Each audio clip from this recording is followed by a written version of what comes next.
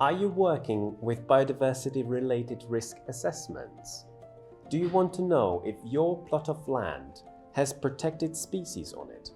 Or if there is mold, vermin, or invasive species on the way to your crops and forests? Then this video is for you. My name is David, and I'm the founder of Illuminum, an IT startup behind gaia.eco. Gaia.eco is a web map service which helps us to collect biodiversity data about life on land, in the air, and oceans all over the world. We can thus monitor ongoing or emerging biological threats, biodiversity risks, and systemize that across all of your sites and logistical routes continuously. We know where and when species are present, how do they interact with other species through the nexus of life, and how do they migrate to new territories.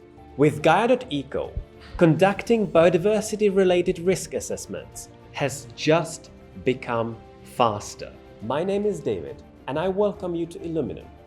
Just open up our webpage, book yourself a next meeting, and tell us what biodiversity-related challenges your organization is facing.